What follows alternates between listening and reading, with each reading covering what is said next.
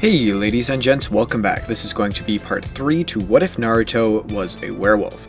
So with that being said, the like goal on this video is 50 likes, so make sure to like and subscribe if you want a part 4, and with that being said, let's just jump right into the what if itself. So Naruto is about to start his fight with Orochimaru, who quickly proceeds to charge towards Naruto, trying to go right through him towards Sasuke and Sakura. However, Naruto won't just let him.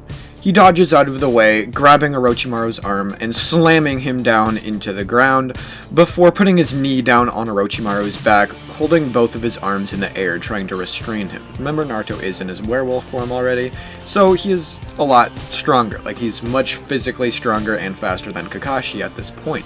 So they have their taijutsu little squabble until eventually Orochimaru starts using more actual jutsu. He starts using substitution and all those kinds of different things, and he can also pretty much regenerate himself, but eventually he does something that makes Naruto actually have to start trying. He uses the reanimation jutsu and revives the first 4 Hokage, other than Hiruzen because he's still alive. The first, second, and 4th Hokage, because Naruto, unlike Hiruzen, was not able to actually keep the 4th Hokage from coming out, meaning he would. So Naruto here is gonna have a bit of a problem. So he's not as strong as Hiruzen. I'm gonna say that. He's not going to be able to seal away these other two using the Reaper Death Seal. He's just not going to be able to do that, so he thinks that maybe the best way to actually be able to do this would be to, just kill Orochimaru, thinking that that might unsummon whoever he just summoned, or the first few Hokage. So he does this. He charges towards Orochimaru now, just ignoring the 3 that are in front of him, but somebody stops him. It's Minato. Let's go. I know. Father-son fight. They begin fighting now, and Minato is really confused. He kind of has a little bit of sense of self. It's not anywhere near as much as, like anything comparatively to like Kabuto's version of it, which made them stronger in, change for the fact that they have their personalities still, but they can still think. They just can't talk, and he's really confused as to why he's fighting a weird wolf creature human thing.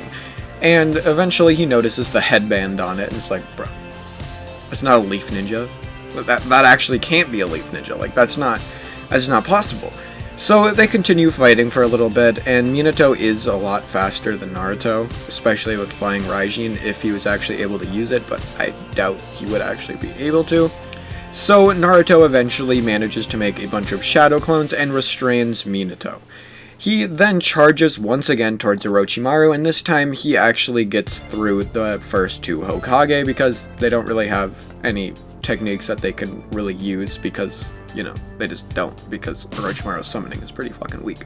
So he then charges straight through them and goes towards Orochimaru himself, as Orochimaru was not expecting this. He thought he was, going to be able to sit back and watch, and he doesn't have time to actually use his, I don't even know, whatever that snake, whatever jutsu where he crawls out of the thing's mouth. No, he doesn't actually get to do that this time.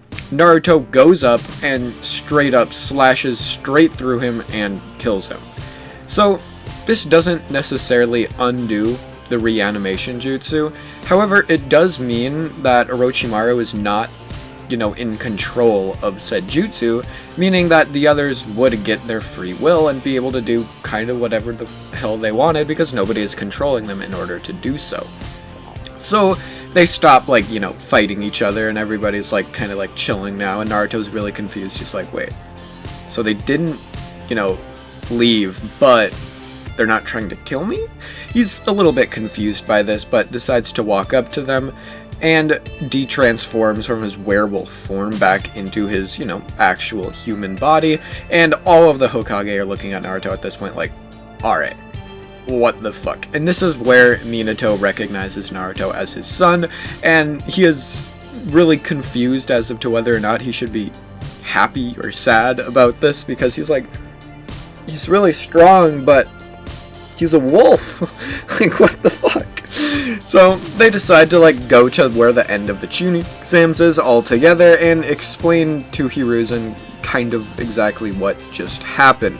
Hiruzen is massively impressed by this because Naruto just not only defeated all 4 of them at the same time, even though they are massively weakened, but he also, actually killed Orochimaru. So, that's a good thing for the village. At least, Hiruzen might be a little bit sad about it, but, it's better for the village as a whole, but, in the end. So, he decides to be like, alright, Naruto, good job. And he actually decides to let Naruto compete in the Chunin exams, but he plans on appointing him as Jonin anyway, even if he doesn't really, pass the final part, which he thinks Naruto will be able to do pretty easily. So, most people don't actually know about Naruto's wolf form, just Team 7, and probably not even, the Sand Team, Gaara, and all of them. They didn't really see any of that happen. They just, noticed Kankuro just kind of died, and their scroll was gone. So, they don't really know Naruto's a wolf, and nobody really does. And Naruto debates to himself whether or not he wants to reveal it here, and decides that he will if he is forced to, but if he doesn't have to use that power because he can win, then he won't. So his first fight would be against Kiba, and it goes a little bit different from original. Naruto is much stronger here in base form, so he just absolutely shits on Kiba just using taijutsu while Kiba, tries to use his fang over fang kind of stuff, but no, that doesn't really do anything, and Naruto just kind of one-taps him, and he falls over and gets knocked out. So, the next fights would go pretty similar. Sasuke ends up winning a lot easier than he did in the original, and Sakura's fight versus Ino would go pretty much exactly the same, and all the other fights would go the same too, like Hinata versus Neji and all of that. Naruto did still get mad, but nothing would really change because of it. So now they take a break because there's still too many people to be able to do the final, so they're like, oh well, whatever. So they take that, I think it's a month or 2, and Naruto decides that he's going to train over this time and decides to use this time to also get to know his father because, why wouldn't he? His dad is back. Why would he, take advantage of that? Although they also use this time to train, and Minato actually teaches Naruto a few different sealing jutsu that Naruto really never learned in the original, even though he had so much chakra and would have been able to do pretty good at it, but we don't talk about that. And the fact that he was an Uzumaki, and Uzumaki are known to be really good sealing people, we don't want to talk about it. So Minato actually finds that Naruto picks up on most of these jutsu really quickly and actually teaches him quite a few different techniques. He taught him how to, undo, a contract seal, and he showed him how he can, actually, seal people away inside of, scrolls and stuff like that, and Naruto actually picks up on these really quickly, like I just said. But one very interesting thing is that Naruto would not actually be able to learn the Flying Raijin in this time. It would take him much longer. He might, know, very basics of it, might know, the formula to actually do the seal, but he's not actually going to learn how to use it effectively until way later on. So now the few months would pass by and the training would be over, and Naruto would proceed to go to the finals of the Chunin exams. So with the finals being upon them, Naruto's first fight would be against Neji, who ended up defeating Hinata just like in the original. However, Naruto would have a much easier time here. Not only does he have sealing jutsu, so he'd be able to do that, he has a little bit more, he can kind of use a little bit of the Nine Tails chakra, not a lot of it, but, it's there. He can kind of do something with it, because Minato also taught him, a little bit about that, and with his, higher mastery of sealing, he'd also be able to, use his seal a little bit better, because it's literally his body, so he can kind of, loosen and tighten his seal as he needs to do it in order to get certain amounts of chakra out of it. So he then proceeds to use a little bit of not a one-tailed cloak, but just the eyes and that, just a little bit of chakra, and proceeds to charge straight into Neji, sending him flying into the wall. He went, even if Neji was using rotation or something like that, we'll say he was just for the sake of the video, and Naruto went straight through it, outspeeding him and sent him flying into the wall and took no damage himself. So that fight goes pretty easily for him, and everybody's a little bit concerned. Like, why is Naruto so strong? He wasn't supposed to just be able to one-shot Neji the Prodigy Hyuga. Like, that's not exactly what was supposed to happen there. But for some reason, it is what happened there.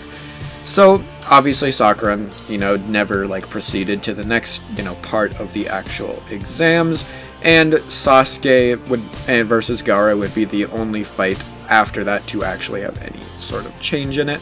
So, with this actually, happening, and my dog is fucking barking upstairs because I don't really know what it is. Anyway, with this actually happening, Sasuke would begin to fight against Gaara, and at the beginning their fight would go very similar to canon, until around the point where Gaara was partially transformed and proceeded to completely beat down on Sasuke. Naruto jumps in here, and when he gets out of the Genjutsu, he goes and finds Sasuke where he's fighting with, Sasuke, he finds Sasuke who's fighting with Gaara, not himself, but whatever. Who is trying to actually be able to protect Sakura at the same time. So Naruto decides to get himself involved here, so he does, exactly that. He uses his werewolf transformation, and he charges towards Gaara. Now, Gaara, seeing this, realizes that Naruto might have been the person who actually ate his teammate, and he gets a massive rage amp from this, and completely transforms into Shukaku from said rage. So with this, Naruto decides that he might as well try his hardest too. He's never actually had to use this in battle, but he figures, how bad could it possibly go? He does the sealing formula on his hand and pushes it into his stomach and releases a decent amount of chakra from the seal, up to the point where he can activate the two tails. So two tails come out of Naruto along with his actual wolf tail, so I guess it's three tails, I don't really know. And red chakra begins to emanate out of all the fur on Naruto's body. He then charges towards Gaara, and Naruto at this point is stupid strong, probably around Pain Arc Sage mode Naruto levels of strength. So he's pretty up there. So he absolutely, okay, come on, is this gonna be a fight? No. Naruto completely shits on Gaara. I can't say whether or not Naruto would kill him or if he would just leave him alive, but I think I've come to the conclusion that I want to, and that is that Naruto would decide to try to eat Shukaku. Now, how exactly would this go? Well, we'll just say, despite the size difference, Naruto is able to at least partially do it. He's obviously not eating the entire thing, but he manages to do it a little bit, and this would be a absolutely massive power boost for Naruto. I'm gonna say how the werewolf transformation works is that based on the strength and chakra levels of the other person, that is kind of what is added onto you. So the stronger the person or animal or creature or whatever, or tailed beast, the stronger or more boost of a power-up you would get. So with Naruto eating the One Tails here, he gets a massive power boost from this, pretty much adding a bijou to his actual reserves of strength. So that is where I'm going to be leaving this part off. The end of the Chunin exams, and like I said, Naruto does get appointed as Jonin by Hiruzen, but that is where I'll be leaving this part off, so I'll see you guys in part 4.